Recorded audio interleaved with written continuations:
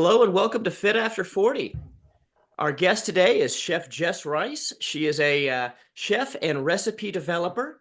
She finds joy and purpose in instructing aspiring chefs and home cooks alike. She was recently working as a chef professor at the Niagara College in the Canadian wine country, teaching international students from all over the world food theory and classic culinary techniques before moving back to Nashville. Her diverse experience also includes working literally every position in a restaurant, which a lot of restaurateurs can relate to, as well as traveling all over the world as a private chef to celebrities and rock and roll legends. She's a successful restaurateur. She helped shape the local food scene in Nashville with the debut of her restaurant Avo, with innovative and flavorful offerings. Her passion for culinary excellence is evident in her diverse roles within the dynamic world of food, and she is excited to share her love of healthy food with our listeners. Jess, welcome. How are you? I'm great. Thank you so much for having me. Oh, thank you so much for taking the time to talk with us.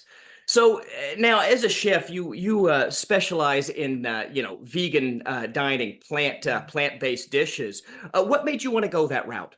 So my path to veganism, actually, I used to work of like most people in Nashville in the music business, and I was, out really super late, always with a drink or two in my hands, and I just really started to feel worn out, exhausted. My skin was bad. I was puffy. I just like wasn't doing great, and I realized I was like I have to like majorly turn in and look at my life and what I'm doing every single day, and decided first to kind of leave that lifestyle behind and start to explore like healthier living. And that just naturally kind of led me to a vegan diet. I had dabbled in vegetarianism all through high school and college, and then just kind of went completely all in, and did a year and a half of completely raw vegan.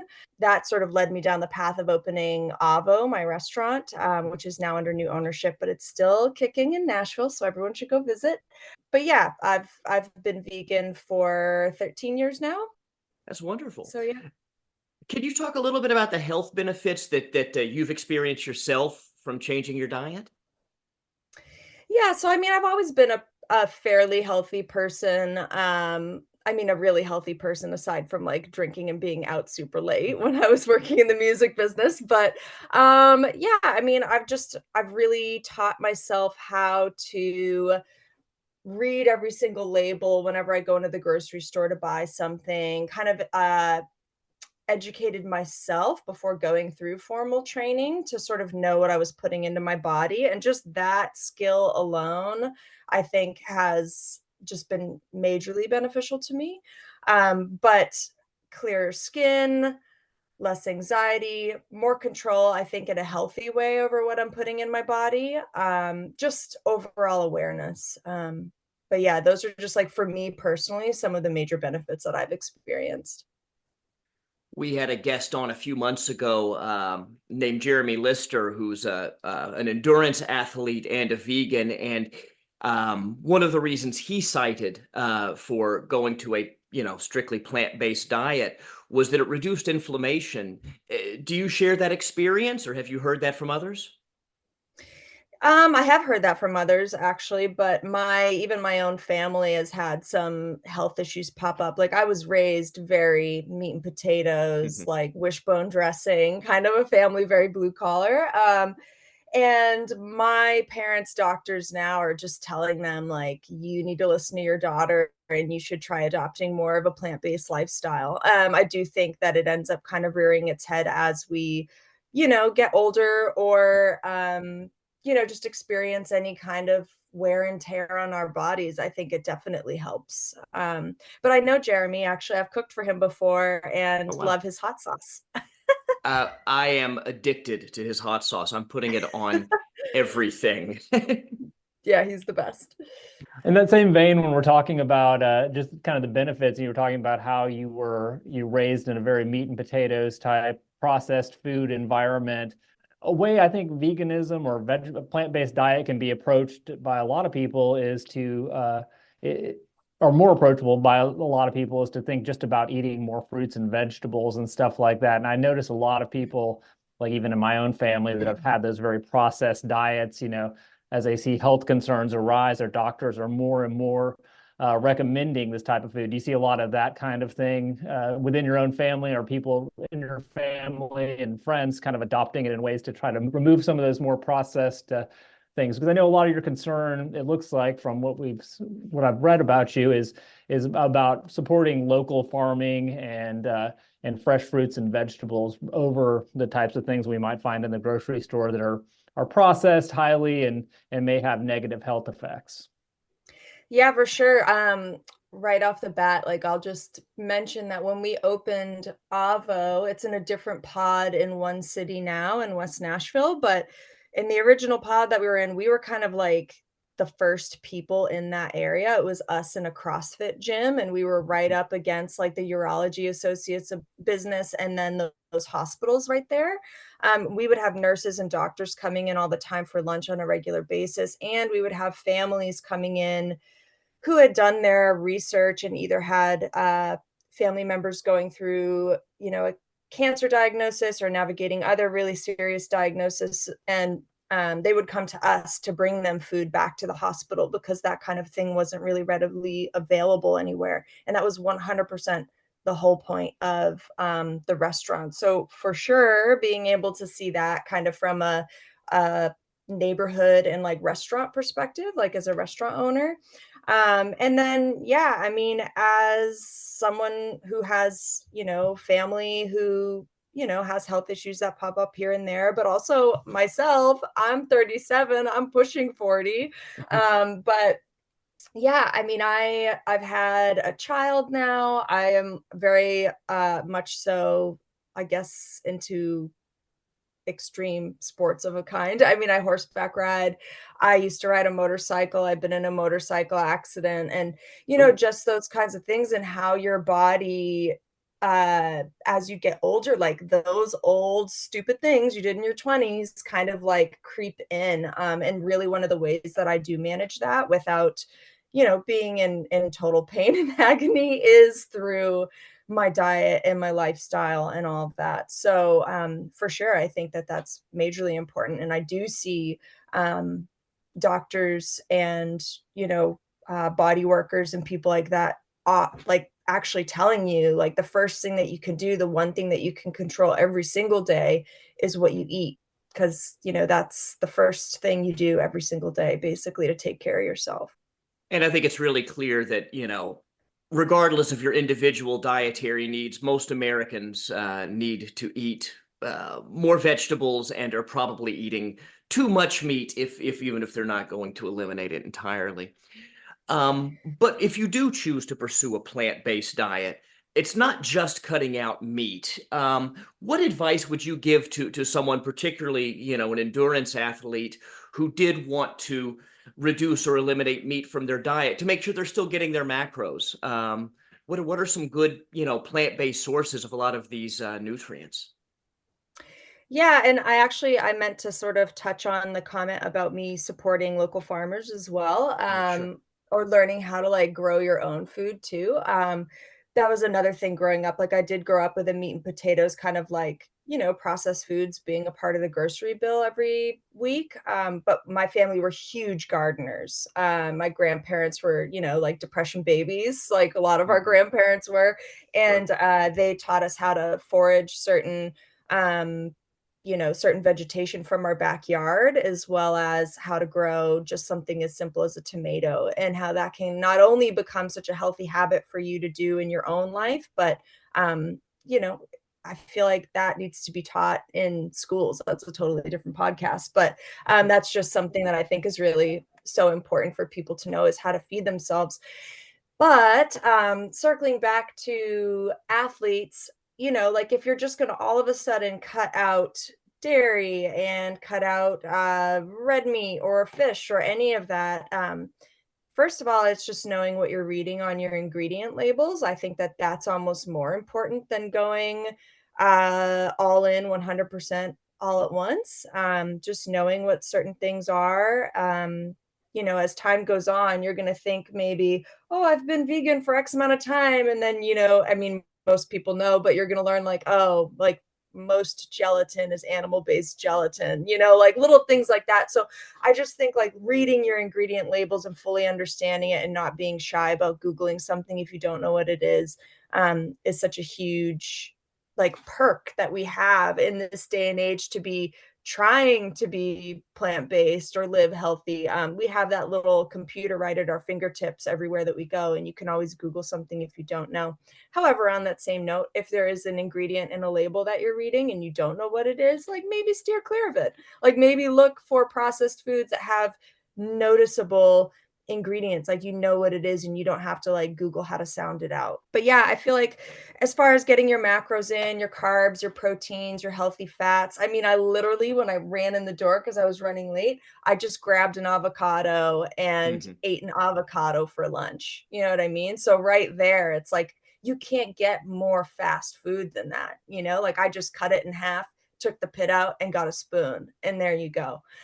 So I think it's really sort of like rewiring our brains to be like, okay, like this doesn't have to look like the typical, American food pyramid, or you have to have like bread and or a starch and you have to have this, you have to have this. Like, I think you can really simplify it and just go to taking notes and kind of working on like what you can substitute for other things. So really high protein sources in a vegan diet. Of course, there's tofu, there's tempeh, there's seitan, there's, everything that you look in now, like even non-vegan protein supplements typically have pea protein, things like that. Lentils, beans, like there's so many of those things that if you can fill up your plate with that, you're going to collectively replace these macros that your body is using throughout the day. You don't have to do it all in one shot, like a steak.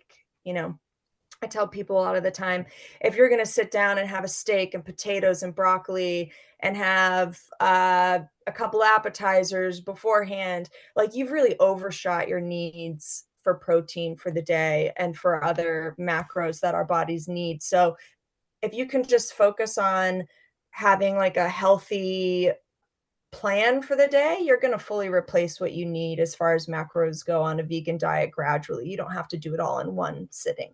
I like what you said about the avocado and grabbing the avocado there too. And because what I always think about with that is how easy it is to go grab a bag of chips or something like that, or something that's kind of just not very good for you, but in your mind you think it's so easy.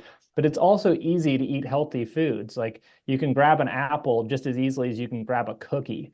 But in your mind, sometimes in my brain, it seems like it's so much easier to grab that highly processed, bad, refined sugar food when I could grab an apple or I could grab an avocado. So that's a great example of how easy it actually is to be a vegan or to eat healthily. We just have this like mindset, it seems like a lot of times, that it's so hard, and this like thing in a plastic bag is so much easier. So let's do this thing in a plastic bag over that. And I really like that example you gave there. Yeah, and too, I feel for people who are just starting out or kind of don't know what to do because they're so used to like a sandwich and chips and a pickle or whatever being their lunch. It is a collective thing, and I really hate when I see people beating themselves up or really adhering to something so strongly that it like negatively affects their day. Like for me, I think to be gentle with ourselves and to learn and like really be a student of what you're putting in your body, little by little over time is going to set you up for more success. Like I love learning about all the ingredients and I love teaching families how to meal prep and things like that. But I think that just realizing these things don't have to take a ton of time. Like I just was interviewed for a recipe development job that I'm like totally in love with. And when they were asking me like, what are your go-to super quick meals that you cook when you literally have no other ideas, you're frazzled and you're stressed out, and they're all vegan, but I always go for like a lentil dish, Lentils take such a short amount of cooking time, and they're so adaptable. You can add so many different kind of vegetables, flavorings, vinegars, whatever you want to kind of really jazz them up.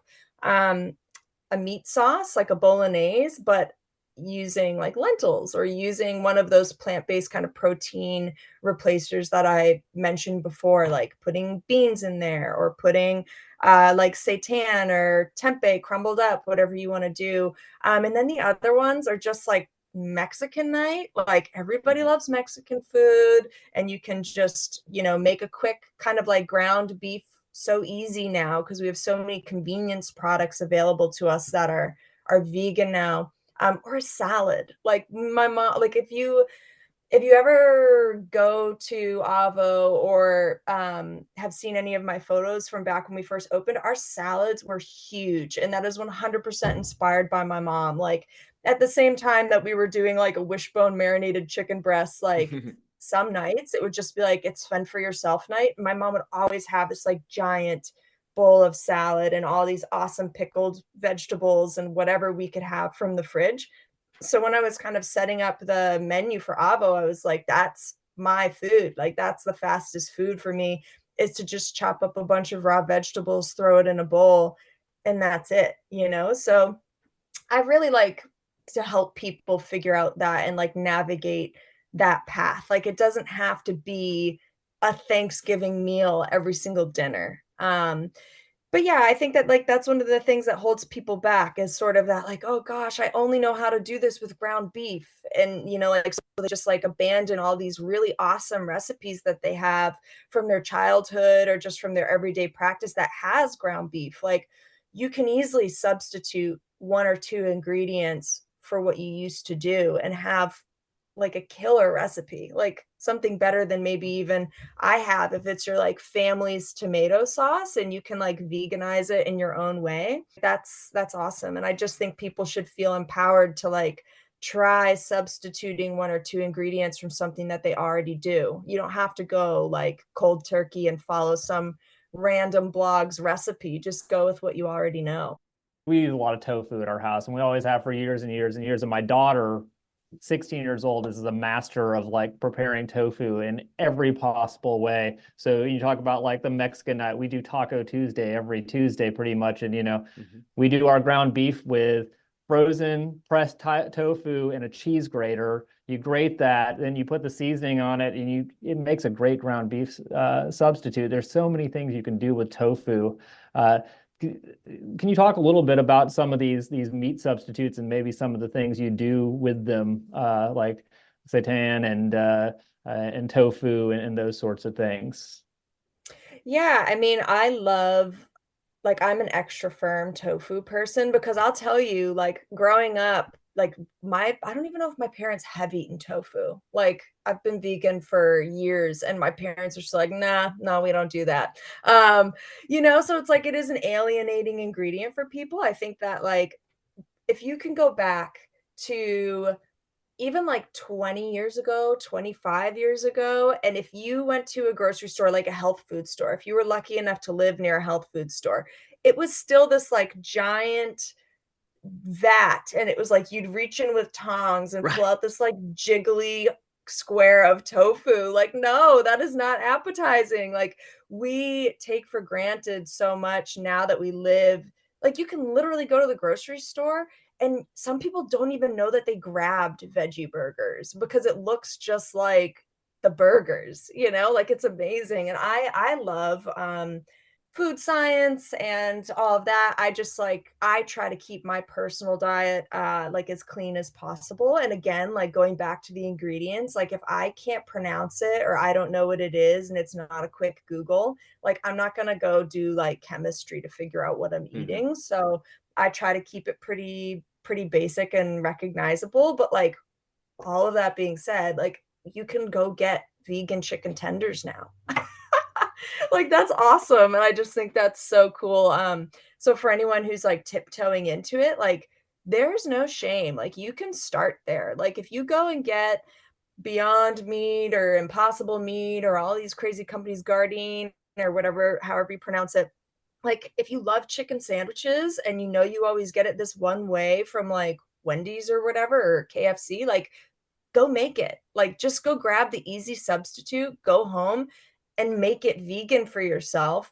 And then if you like that, it might give you a little bit more confidence to try something else. Like I always am more for progress and less about perfection. Like just try the easy swaps and it'll help you be more aware of like the ingredients in your food. But yeah, we are in like a really amazing time where people are making like crazy meat out of mushrooms and, you know, cheeses out of nuts and it's awesome. It's a good time to try this diet.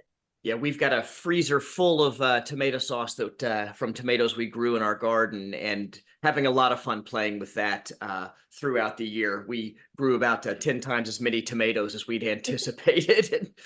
So made a big vat of sauce. One thing I have heard from some athletes is that they're afraid if they cut meat, they're going to have a lower energy level. Are there foods that we should focus on to avoid this, or do you think that's just a total misconception out of the gate? I think it's a total misconception. The other thing that's great about especially like a clean, like low processed vegan diet is that you can eat more. Um, Mm, you know, like because you know, for instance, like if you think about the amount of protein per ounce in broccoli versus steak, you know, you can actually get more protein from a head of broccoli than you can from that same, you know, like weight in animal-based proteins. You just have to eat more of it. So for throughout the course of your day, you're going to have to eat a lot more broccoli to get to what you would if you're eating like a 3-ounce steak or a 4-ounce steak or whatever, but you're also getting all those other nutrients and vitamins and minerals that you wouldn't be getting if you just ate a steak.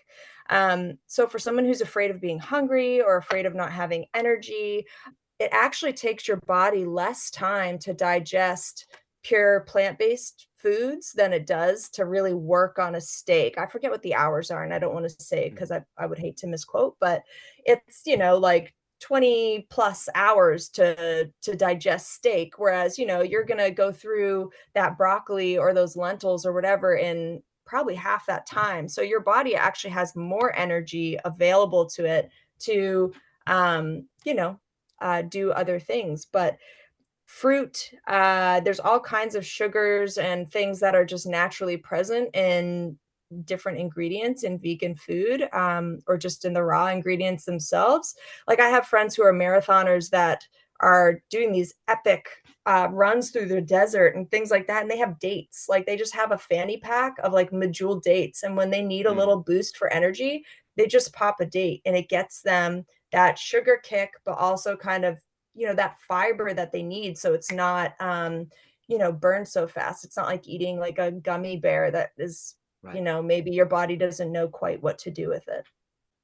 My anecdote for that is one time I'd gotten done running a 50K, and it was a couple of guys that I had totally smoked in this race that had just come in, and they were having a chat about how a vegetarian could never run it as fast as they did. And I was just like, here I am.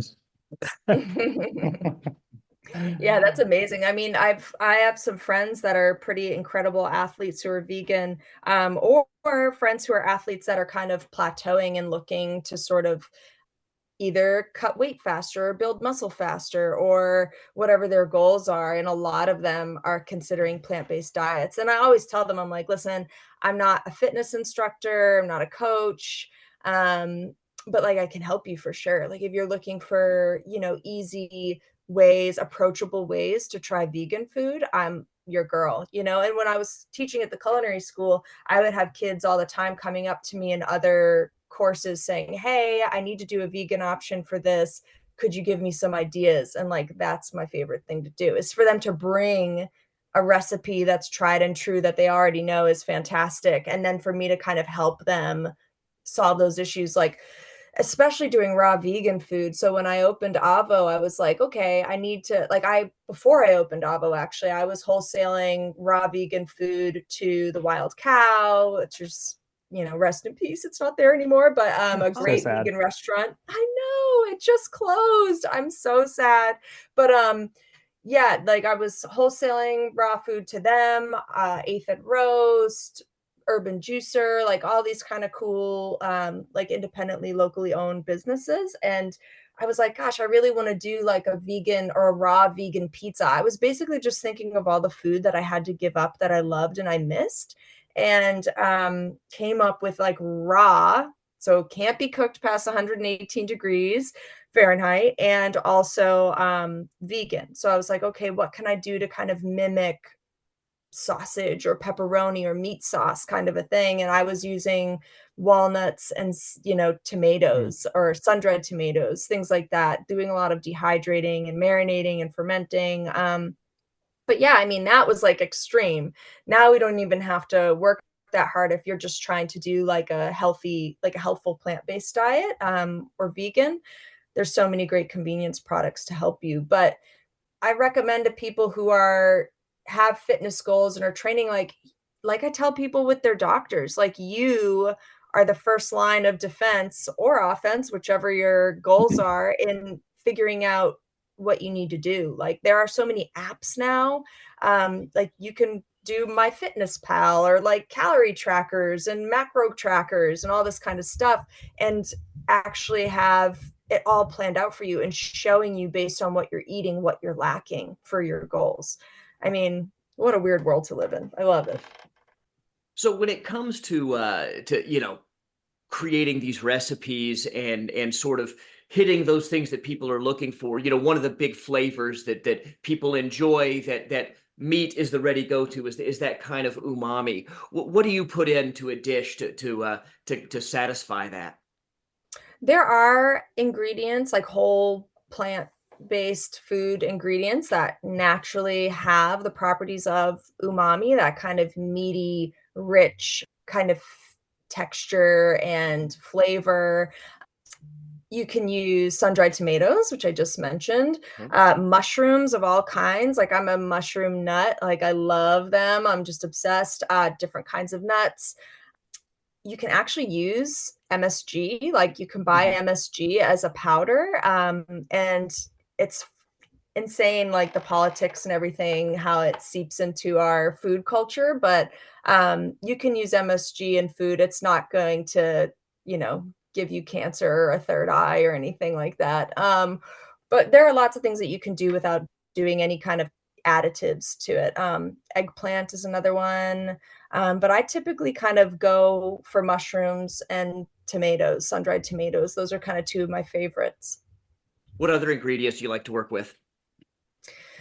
What are my favorite ingredients to work with? I really do love, like I said, like salads, like giant salads are kind of my jam.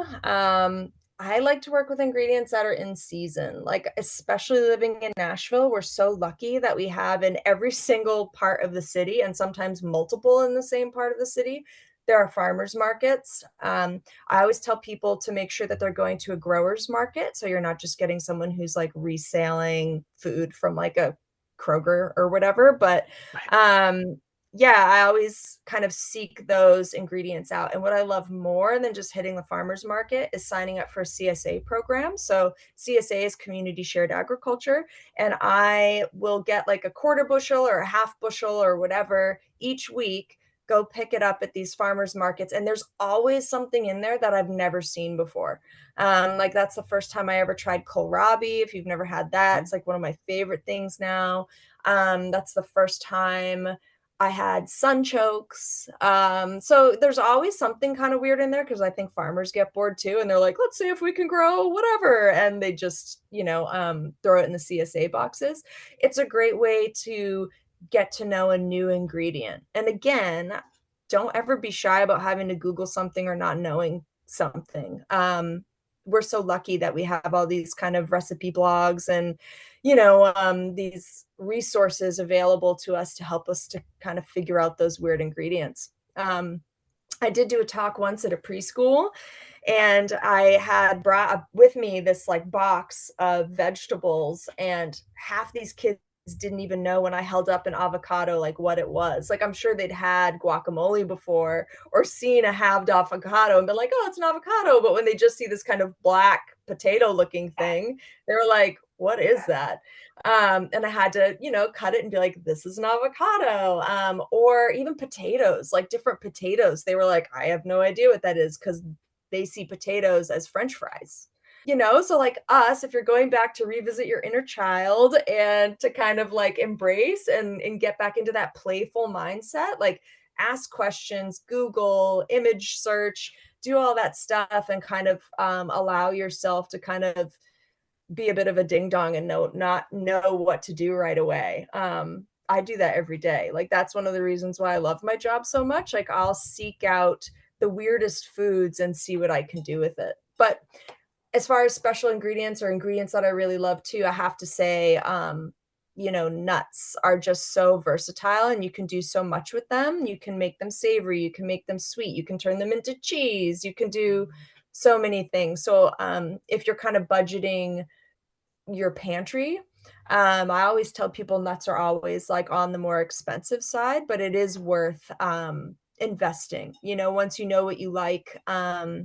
Maybe hit nuts.com or one of those kind of big, or even like Amazon, you can buy, bags, like huge bags of nuts now. But you can buy that stuff in bulk, or you can just try it every time you go to the grocery store, try a different kind of nut you've never had before and see what you can do with it if you have that kind of expendable income. And nuts are so great because that's usually what I've, over the past few years, replaced basically all the snack foods with. I just keep big bags of nuts around. So, like, when you'd be tempted to go grab a bag of potato chips or Doritos or something like that, Chris, there, go grab a handful of walnuts, instead. And it's a great way to like mindlessly eat something. So, Yeah, and if you think too of like the fast food kind of like chips and whatnot that like we've kind of suckered so many people into becoming really addicted to, or big Right. corporations have suckered them into being addicted to. A lot of it's brightly colored. It smells really good, flashy packaging. But if you go and you put, cut up mango and a beautiful avocado and cut up strawberries and raspberries and whatever in front of little kids, like they almost always go for that fruit versus like a kind of like bland brown looking chip, right? As long as they don't know what it is. I'm sure if they've had one, they're like, oh my God, potato chips. But yeah, I think like if you think just intuitively, like fruit is meant to be consumed. It's so bright and so beautiful and juicy looking. Like you kind of know what you're going to get almost before you eat it. But yeah, I think it's fun to kind of think of food in a playful way and less of like a life or death or a self-loathing kind of a way. And I personally, like, I'm lucky that I've never struggled with weight issues or anything like that. But I also like listen, like I don't turn myself down. Like if I want Thin Mints, it's Girl Scout cookie season here, like I'm gonna have some Thin Mints, but I allow myself to have that. So I don't think about it so much. Like I don't obsess over it like I used to say when I was like, I am raw vegan now, and this is all that I eat, and I'm not having this because it wasn't cooked to a certain temperature. You know what I mean? Like I'm like, oh my God, I'm like out to eat with all my friends, and all I can have is the side salad, like what a bummer. And I can't even have the dressing. I'm having lemon juice, So I sort of loosened up my own kind of way of thinking about food and being less restrictive, but like still honoring kind of like my number one rule, which is like know the ingredients. And that way it's a little bit more forgiving, it's a little bit more inviting. And I think that if we tell ourselves we can't have something, there's like this element of shame there that I just am not down with anymore. kind of to rewind a little bit, though, you talked about when you're out with friends and being on a purely plant-based diet. how do you deal with that in a lot of situations? Like just this last weekend, I was out running with a couple friends and we're in kind of rural Tennessee. And so the dining options automatically go back to, well, what can Tony eat? So I'm like automatically become the center of attention as to where we can possibly go out to find food that I can eat, because they can eat anything and I can't eat anything because I'm not eating dairy. So how do you deal with that, I guess, in social situations and so on? And how do you recommend people deal with those sorts of restrictions if you are restricting yourself to just eating plant-based foods? That is a great question. And so much of my work, like not even just day-to-day living, like so much of my professional work sort of revolves around that as well. So as a private chef, I sometimes will find myself in like the middle of Oklahoma and I'm with a musician or an artist or an actress who's like specifically avoiding Whole Foods because they don't want to get mobbed or have their tour bus parked outside or whatever. So I kind of have to get creative and plan ahead. So my advice is either plan ahead and say like, okay, if we are hungry, like what are the things around here that I could have? And I can make some suggestions. Pack yourself your own snacks or just be ready to be a little bit more lenient. Like I live in rural, like I'm like 35 minutes from Nashville, and there is little to do here as far as food goes. I think we have like one Japanese restaurant, which I'm very grateful for. They have lots of plant-based options. And then there's like a pizza place, which I literally can't eat anything there, except for the side salads with like no cheese or like dressing or whatever on top of it. And then, I mean, my grocery store, the closest grocery store to me is a Walmart, So like it is probably pretty similar to what a lot of Americans have as far as those options go. But if I'm on the road, and I know we're stopping and we get to get out and stretch our legs or whatever, if I'm on a bus, like I'll go into a Super Target or Super Walmart and I go grab like that little tub of mixed greens and some cherry tomatoes and like I have lunch. You know what I mean? Like it doesn't always have to be super fancy for me personally. But I do a lot of planning ahead. So when I'm advancing a tour, and I know that I have a client who has very specific dietary restrictions, either for medical reasons or just for like lifestyle choices.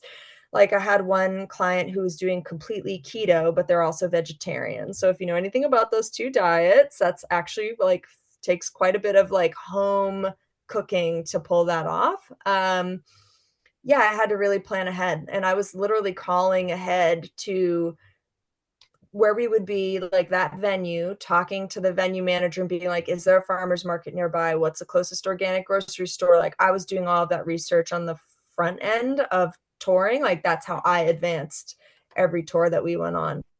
But a lot of planning ahead, and if I know that we're going through kind of a food desert, or if you're on a road trip, so you're doing that all-American coast-to-coast road trip with your friends, like you have to just plan for that. You've got to do the research if you don't want to fail. We are luckier that like a lot of chains do have vegan options or at least vegetarian options now, but it's also like, do you want to be stuck in a car after having like the KFC vegan chicken? Like, I don't know, maybe you don't. So it takes a little bit of extra effort sometimes, but not as much now, even as it did like 10 years ago. It's funny, I've actually done the vegan or vegetarian keto before, and I was running an ultra marathon while doing that. And I was like, everybody's like slamming their gels, and I have like these little packs of olives I'm taking out, for nutrition during the race. Yep. That's a very challenging way to go. Yeah, I did that for these clients for 3 different tours. So it was like over the course of a couple years, like they kind of just like would cycle through like a keto diet a few times, to just like kind of restart their metabolism. And it's also really good for, brain health and all that sort of like those extra perks of that diet. And yeah, I learned lots of tricks, like making all my own tortillas and all my own breads and everything, desserts, all that from scratch. And now you go into like a super Walmart and you're like, oh my gosh, they have like keto peanut butter cups like in a bag just there, like it's like I was making all that from scratch. But yeah, like it is lucky that we have so much at our fingertips. But like, again, like, I think food should be enjoyed. I think that it's really important that our relationship with food be one that is exciting and fun and positive, and so I always tell people strive for progress, not perfection, and, forgive yourself if you mess up or you don't know what something is, because then you're really like, I don't think we need diets. I think that we need long-term permanent changes to our food, the systems in place, like we it shouldn't be a diet. It should be something that you adopt as part of your everyday life, honestly, for long-term health. Like you can't just be like, "Oh yeah, I'm going to go vegan for 3 months," and expect it to have all of those, or raw vegan for a month and expect it to like cure your cancer. Like if you go back and eat hot dogs 6 months later, like I don't know what to tell you, but it's one of those things that you have control over. You can make it fun and playful, and if you can do it long term and make it sustainable for you, then that means more than perfection. I think that's great. And kind of going off of a little bit of what you talked about here too, and I think it was a little bit earlier, you were talking about just the ways you can get complete proteins and stuff, and you offered as a quote from PETA on protein, and I thought it was really good. And the first thought that came to me from that was how this kind of anti plant-based diet psychology is ingrained so deeply in our society to the point where it's even ingrained, I think, in medical professionals to some degree. And I think about my daughter, who's her entire life been vegetarian. Her doctors, every single, I know you have a daughter too, I believe, and Mhm. and every single doctor's appointment since she's pediatrician appointment since she's been little, they want a blood test to test her iron and all this stuff. And there's almost been a negative, like even from doctors, like why would you raise your daughter that way, and this idea. So what are your thoughts on that? This fact that it's just like seems like people just have such a hard time with this idea that if you don't eat meat, there's something wrong with you and you're just doing everything absolutely wrong. And you're going to turn out with all these awful outcomes. I mean, I think that one of the reasons why I've been lucky. I feel like I'm pretty approachable as far as, like, people asking about that kinda stuff because I'm, like, the first person to make fun of myself or the first which is not what I'm recommending, but one of the first people to be like, "I don't know," or just, like, to kind of play a little bit. Like, I'm a pretty, like, smart-assy, playful person, so, like, if someone doesn't like what I'm doing, it doesn't bother me that much. I know that not everybody has that thick of skin, but even, like, when I opened my restaurant, like, I was so crippled with fear in, like, a competitive city like Nashville with so many amazing, way better than me chefs that, like, I would just immediately have to close the doors and tuck my tail and, like run away and hide, and that just wasn't the case. And I think the marketing being kind of playful and being like an open door policy for people to come in and just try something, and if they didn't like it, that's okay. um, and to kind of offer it up almost as like a classroom, like you can come in and ask us. And I had like the most amazing rock star staff who, like, some of them came to me to work for me because they were already interested in veganism or raw vegan food specifically. And then I had other people who were just kick-ass chefs who were like, "Oh, I don't know anything about this style of cooking, so I want to work there so I can learn about it," and then just like kind of have that tool in my toolkit. And some of those people ended up transitioning and are still to this day like cooking vegan, vegetarian food. One of them actually went on and was cooking for the Tennessee Titans, and kind of learned what she learned about vegan cooking, like starting with us at Avo. So yeah, I mean, I don't know. I guess I just don't really, if people think it's the wrong move for them, like I'll crack a joke right along with them and then I'll take a bite of my veggie burger and just like keep on keeping on, Like it doesn't bother me and I don't feel the need to force it on people. As far as like kids go or the health of my own, like if they want to test my daughter for anything, I'm like, please do. Oh my God, I need to know everything about her guts. Like, just do it. Is she broken? What did, like, like I'd rather know. And like, I don't discount the miracles of modern medicine. And like, I would love to have my blood taken all the time and to know where I'm deficient because I'm a nerd. And like, then I'll find the food that I know is bountiful in that nutrient or whatever I'm lacking. And like, I'll eat it. Like, I guess Yeah. I kind of come to everything like that. Like, I want the proof, I want the information. And then I'm like, I'm down to do whatever it is, you know? That's good. I would also say too, just as a disclaimer, I've never met you until this podcast, but you just kind of spoke ill of yourself going into Avo, and I've eaten at Avo back, I believe, when you still were there, and recently, and don't put yourself down. That is some of the best food in Nashville, hands down. So Thank you. I'm really proud of it. And it was such a crazy learning experience. Like, yeah, that was really the start of me working every single position in a kitchen or in a restaurant. And then I've just the whole process of learning everything from start to finish is still with me. Like, I just love the hospitality world and that kind of culture and the competitiveness, and like, I just really enjoy it, and have made like major concessions in my life to remain a part of it, you know, like turned down jobs left and right, just because I was like, I'm gonna get sick of this office job. I really need to do food. So just always kind of keeping a toe in the water there. But yeah, I mean, I can't expect everybody to like once they go vegan to turn into like, oh, I should go to culinary school and learn how to do this for real like I did. But it is something that is nice and relaxing, and you know, if you do learn just the basic knife skills, things like that, that can be a nice way for people to unwind at the end of a day and just kind of zone out, you know, like learn how to do that sort of thing, or meal prep on Sundays. You know, I know people who love it and it's like a family tradition. But it is really restructuring our brains and retraining ourselves to love that, just like people who like look forward to going for a run. Like, I'm sure they didn't always feel that way, like when they couldn't do it, you know? You really do have to drag yourself out of the house some days, but then once you start to see the results and you start to feel better and you see the difference, you're like, oh man, I ran 3 miles and it felt like nothing. So I kept going. And then you're like excited for the next run because you're like, oh, I don't know what I can do today. Like, it sort of is the same restructuring or rewiring your brain for food. You know, like, oh, I really made like a good pizza. Can I make a really good like vegan calzone? I'm gonna try that next. You know, like, you've learned this stepping stone. Can you make this next stepping stone happen?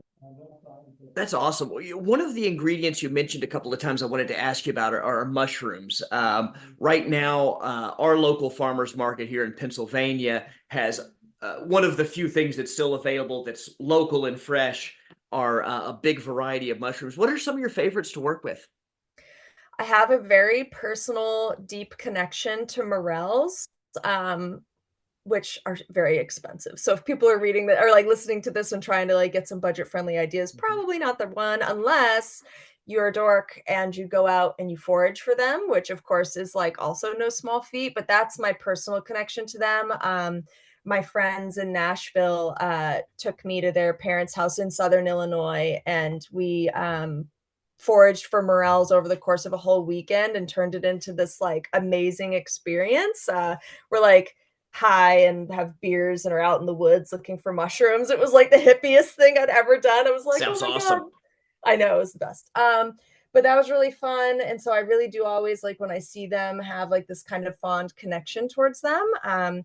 But my favorite ones to work with, I know it's like a trendy mushroom right now, but like I'm so into lion's mane mushrooms. Mhm. Like, we're definitely in a committed relationship for sure. But I was doing lion's mane steaks a lot on the last tour that I went on, and that was like a huge hit.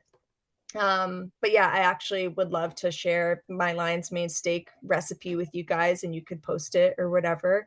But that's like a really fun one. And if you don't have like access to some of these wacky mushrooms like morels or lion's mane or whatever, like portobello mushrooms, like totally great meat substitute. But yeah, if you can find them from a farmer's market or someone who grows them and knows Mhm. exactly what they are selling you, then that's amazing. Of course, everybody loves chanterelles and, you know, Mhm. the big giant puffball mushrooms. There's so many cool ones. But I will So many. say if you're gonna forage for mushrooms, for sure bring an expert with you because there's so many mushrooms that like That's you right. touch them and then touch your eye and you're like dead. Um, Right. but yeah, so I mean, but that is something that like I would love to explore as much as possible. Like I love mushrooms. They're just such a weird ingredient. And you can find the lion's mane in Middle Tennessee as well. You can forage for those here. They actually I do grow here. It's very rare to find them. And one of our favorites are sulfur shells, also known as chicken of the woods. Have you experimented Yep. with that any? That's It's fantastic. fabulous. Yes. Those are so good. Yes. And we will post some of these recipes to the blog at fitafter40.net. Yeah, another favorite food that a lot of people that there's fabulous plant replacements for are cheeses, and there's been some great success with plant-based cheeses, cashew-based cheeses. Can you talk a little bit about that process, how you make those? Because you make it yourself from scratch, don't you? Yeah, so the cheeses that I specialize in, again, like I was, especially with Avo, like we were doing raw foods. And my first introduction to vegan cheeses, like a lot of people, was like Daya cheeses. And I was like, oh, I don't like this. Like, this is a flavor I don't like. I don't like the texture. It's just like the film it leaves on your mouth. I couldn't do it.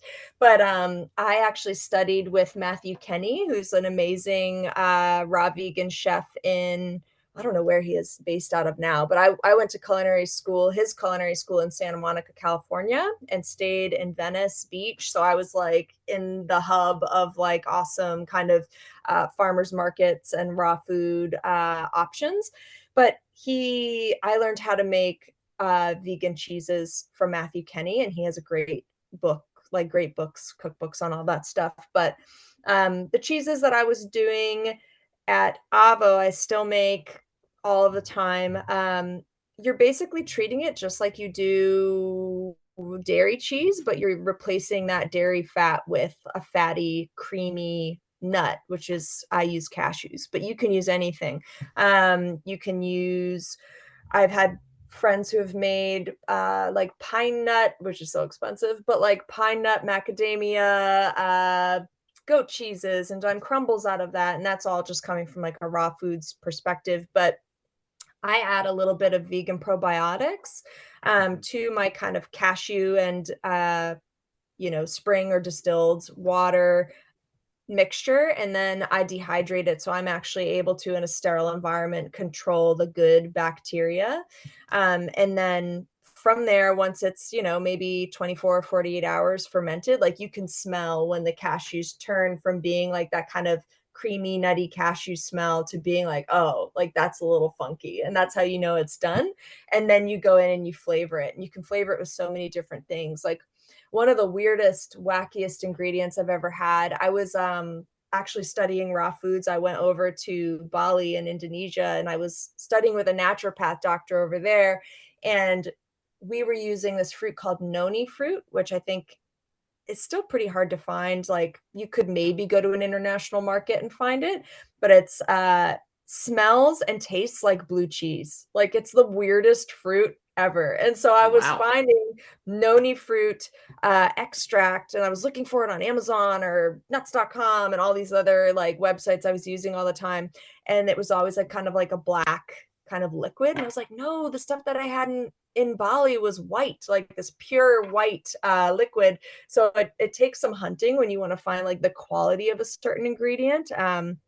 But yeah, whenever people ask me like, how could I do blue cheese? I'm like spirulina and noni fruit extract, like you just Huh. kind of become a dork for the ingredients, like chasing that flavor. And to be fair, like I wouldn't know how to replicate any of that if I didn't grow up eating, the standard American diet, like not really with any dietary restrictions. Like, I was eating like whole packages of Oreos and high school before a volleyball game, like like eating pizza and thinking it was a health food, like I learned so much just by living life and kind of like having these nostalgic memories for food. So that's I think where my like nerdiness and love for the ingredients comes from. do you have some favorite brands of store-bought plant-based cheeses that may be available at probably Whole Foods or other kind of organic grocers? Yeah, let me think. So there's one company that's actually based in Toronto, Canada, but they're called Nuts for Cheese.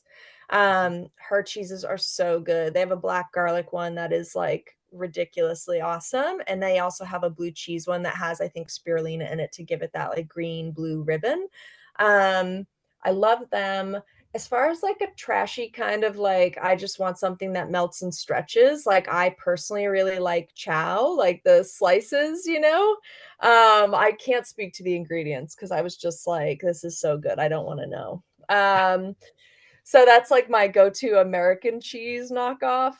But I do love like I you know, I love with my girlfriends a good glass of wine, cheese board, like kind of charcuterie. And when I went vegan, that was the hardest thing for me to give up was that experience, not those cheeses or that like food, but it was like that experience of being able to eat that way with my girlfriends. We like would look forward to that sort of a thing once in a while. And now we can replace it all with vegan cheeses. I'll use things like Daya in a pinch, but it's not my go-to brand. But Follow Your Heart has some really great, like store-bought quick vegan cheeses. Like I love their Parmesan shreds. They also have a blue cheese that's pretty good. But I recommend if people are really into it and like enjoying the cooking side of vegan lifestyle to like try to make it yourself. Like if there's something that you really love and you're like, yeah, it has some ingredients that are a little bit questionable, I don't love, like do the research, dig in and try to make it yourself. Like that's kind of the fun part. And then hey, I mean, if you put a trademark on it or you decide to start a company, like I would love to know about it because I'm trying new stuff all the time. There's like so many great like vegan butcher shops now and vegan cheese shops. And I always, if I get like an ad that's suggested to me online, which I'm sure I'll get like 100 now that I've said it out loud, I'm like, all right, let's try this new vegan cheese shop or this. Like I do that on the road too. Like whenever we tour, I always look up like I don't even remember off the top of my head, but we were in like Phoenix recently and they had a really cool local vegan cheese company. But yeah, like I love to support other people that are trying to do what I am always trying to do, which is just, you know, scratch that itch, I guess. Absolutely. So, you know, I work from home and I cook most nights, but a lot of people are a lot busier than me. And you've mentioned, you know, meal prep and planning ahead a couple of times. Could you talk a little bit about strategies for meal prep? Maybe I only have one day a week and I need to make some stuff that'll really take the load off the rest of the week. People who have a long commute, have a bunch of kids, you know, what ingredients, what do you do when you have to do that? I typically try to choose things that keep well, whether it's hot or cold. So something that can be eaten cold, something that can also be warmed up and eaten hot. Sometimes that's personal preference. Like I will chow down on like lasagna leftovers if they're cold or hot. Like it doesn't matter to me. But like lentil salads, bean salads, things like that that you can, you know, like or leftover like Mexican ground that you can make like a taco salad, things like that. So I always kind of have like staples or like you were saying, like you made tons of tomato sauce and froze it. Like that's it. You know what I mean? Like and then you can just kind of take out a portion of that and make a quick dinner anytime. Like I was driving home from my recipe development job today and I'm like, "Oh, I don't really have anything prepped," because I basically just prepped everything for work and then like left and I was like, "What do we have at the house?" And we always have like a vegan bolognese sauce. That doesn't mean that we always eat spaghetti, you know, like I can put that onto a lasagna and then that means like that is already done. I can just make like a tofu ricotta, which like sounds to other people who don't do this that often like, "Oh my God, that would take all afternoon." Like you get used to working with the ingredients and you can just kind of whip it up. But from like a work from home meal prep standpoint, like learning how to keep different ingredients too. Like if you want to make salads and at least make sure you have one salad every single day, which I highly recommend. It's so good for you. Um, don't dress the salads and put them in the fridge. Like have your little dressing off to the side, and then you just dump it on there, shake up the to-go container and go back to your desk. Um, it's a lot of learning how to deal with quality ingredients as well. But yeah, I always try to just like keep things super simple. Like sometimes veggies and dip is lunch, And what about the opposite occasion? What about you're hosting a dinner party or it's a holiday and you really want to go all out? What's your indulgent meal? Indulgent meal. So one of my favorite chefs is Ottolenghi, and if people out there are unfamiliar with Ottolenghi, like not a vegan cookbook, but like you can pick up any of his. It's so veg heavy. If he's using like a Greek yogurt or like a cheese of some kind, like I know enough about vegan cooking now, or there's so many convenience products available. I'm like, oh, I don't have blue cheese. I can go get Follow Your Heart blue cheese and like make this. And my family members who are here who don't eat that way won't even know the difference. So there's things like that. Like that's like one of the cookbooks that if it's a special occasion, I'll take that out. I'm like major fangirl for Sean Brock, who's, Nashville based too, of course. And then there's other restaurants here like Lachlan Table, definitely not a vegan vegetarian restaurant, but their food is like so good. Their And they are flavors, veg everything. friendly. They are veg friendly. And it's easy for me to take out that Lachlan Table cookbook. And if there's something that I really want to make, like I can make a swap. But yeah, I think if I'm indulgent is when I go to cookbooks. Like I treasure my cookbook collection, and like that's when I'm really willing to like go out and seek out some special ingredients. And a lot of times it does end up taking me to an international market or ordering something special online.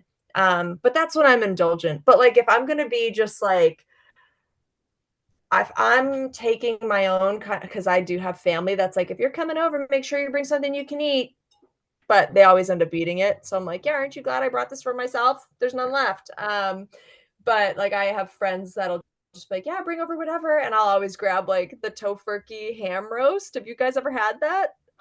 It's good. That's It's what we have so at good. Easter. That's my Easter thing. And I actually like was on Instacart or whatever the other day because I was like, I know that I'm not going to be able to walk into a store and just get that because people will like fight over those. Like there's like if you go into Oh like yeah. vegetarian vegan groups like Nashville Vegans, it's like spotted at the Aldi on blah blah blah, like tofurkey ham roast, and then like you go and they're gone because someone went and was like, nope, got to stock my freezer, like, or whatever. Everyone descends upon it. But that's like one of the trashy things, not trashy, but it's not homemade. It's like a convenience food that I'll go out and get. But that's one of the things too, like as far as convenience foods go, and it doesn't matter if you're vegan, vegetarian, or an omnivore, like listening to this, like convenience foods are meant to be used if you can't make it better from scratch. So if you're like, man, like it's so much work, like go get the convenience food version. Like if it's going to take the joy out of eating it for you, like go get the tofurkey ham roast. Like I'm not really interested in making my own tofurkey ham. Like it's been perfected, there it is. That is probably, to answer your question, like my indulgence at the holidays. But yeah, and also just like cookbooks. Like I don't just buy cookbooks from vegans or vegetarians. In fact, I usually don't. Like I just go for chefs who I admire, or like following on Instagram. Like if you looked at my Instagram followers, I follow tons of vegan vegetarian accounts, but I also just follow chefs I'm obsessed with, like Dan Barber. If you guys aren't familiar with him, like Chef Dan, I think he was on Chef's Plate too, that like Netflix show or whatever, but he's just incredible. And like basically Frankenstein's these like in super vegetables. Like he's like really into like the cross pollination of like breeding certain kinds of plants and carrots. And like you'll go to his restaurant in New York and like you get a carrot, like a steamed carrot, but it's like a steamed carrot that is like this invention of his, like I'm just so into that. Like so there's things that I'll do that are indulgences, but it's if it's other chefs, it's typically chefs who I really admire. And like I cannot cook like Sean Brock, like I'll just say, but like I will happily stumble through one of his recipes to like treat myself and learn something in the process. few people can. That's why he has a James Beard Award. I know, I um, love him so much. oh, Someone he's tell fabulous. him. He really is. Lastly, dessert. What's Desserts. your go-to for special occasion desserts? Special occasion desserts. So I told you guys that my mom and dad, my family are like very not vegan vegetarians, but when they came down for Avo's opening and like they're the best parents ever, like they come and visit me all the time. But they were like, my dad, and imagine this in the thickest Boston accent possible, was like, I thought I was gonna have to fall on the sword and pretend to like your food, but I loved it and I was blown It's great. away and there was nothing left on my plate. And this is a guy who doesn't even like won't even eat a vegan slice of pizza like from like a normal pizza place. Like he was eating like gourmet raw food. So I was like, okay, that's it. I don't even care what the critics say. My dad ate it. His plates came back clean and he still likes it like a week later. Um, but one of the things that won my dad over was my cheesecakes. So I make cheesecakes, like my raw vegan cheesecakes, the same way that I make the cheeses. So like I was explaining like the probiotics and the cashews and I ferment it in like a controlled like dehydrator environment. I use the fermented cashews instead of just doing a basic cashew cheesecake. And that really kind of gives it that tang and also that kind of more light, airy texture that you associate with a cheesecake. So that is one of the ones that like you can flavor it however you want, but that's one of the go-to hits. And I've actually made Miley Cyrus's birthday cakes a couple years in a row, and Wayne Coyne from the Flaming Lips and Neil Young, and like everyone seems to like die for the desserts. Like they just love them. So I think that vegan desserts are the gateway drug into vegan food, if I'm completely honest. And I mean, those people are like totally vegan, like legit, but or vegetarian legit. But that is one of the things that has like, I guess, created that sort of bridge for me cooking for them was it started with desserts. Cheesecakes, but it's got to have fermented cashews. It can't just be like a dense cheesecake pie. It has to have that fermented kind of quality to it.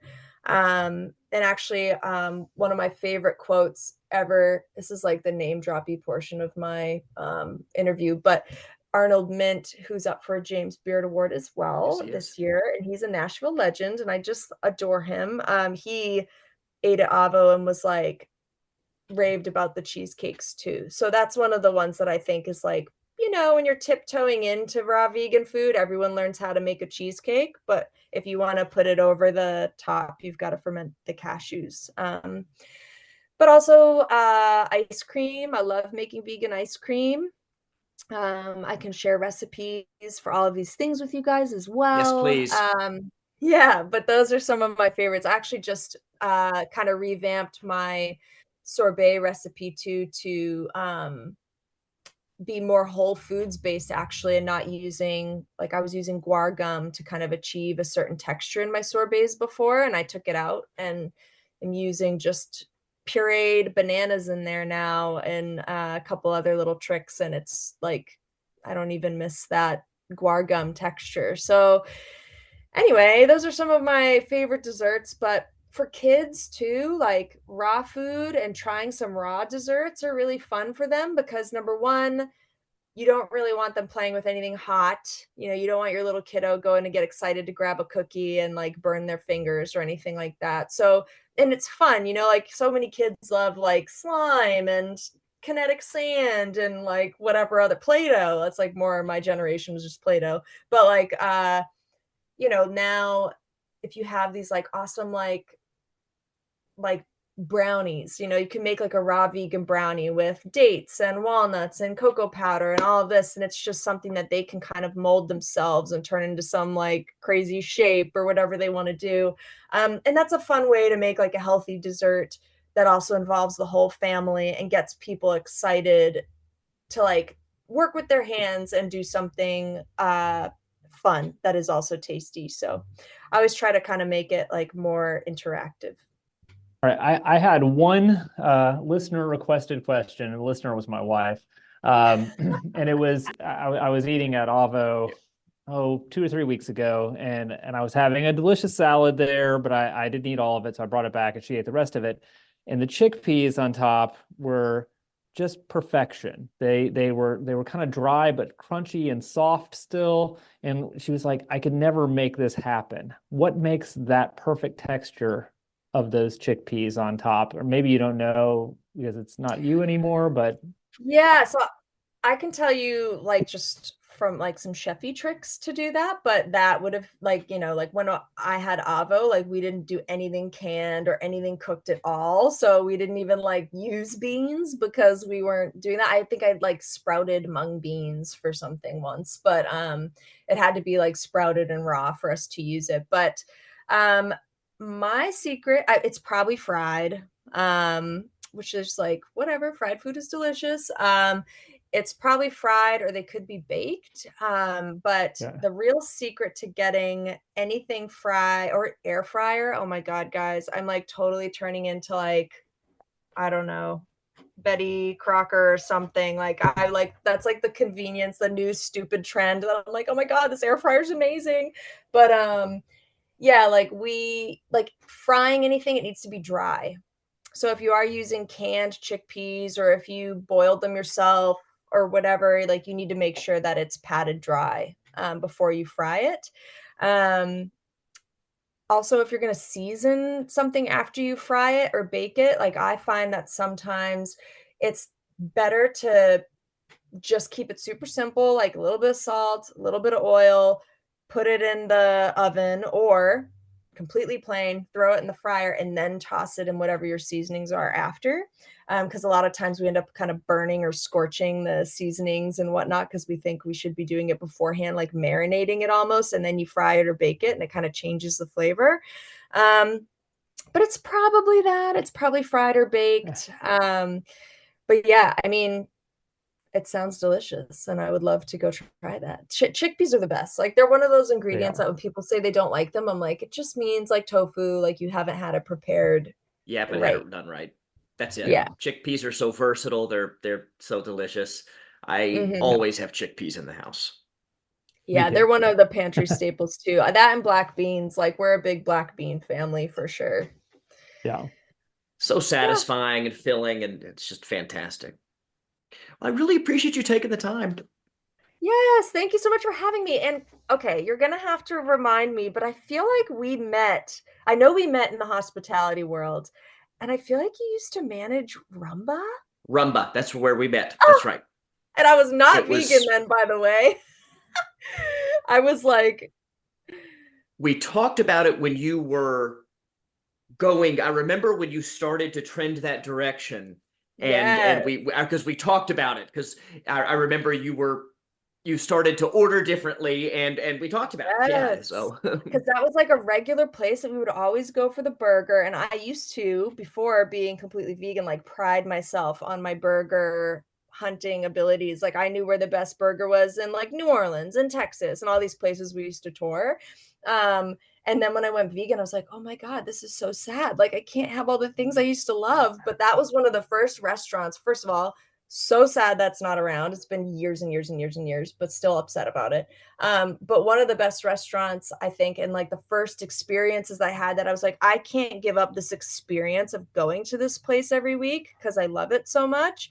And I had to navigate what else can I order on the menu to achieve my new goal, which was going vegan or raw vegan. I don't remember which it was at the time, but that was forever ago. And I still remember that. But that's one of the first restaurants that I really worked hard at to keep attending.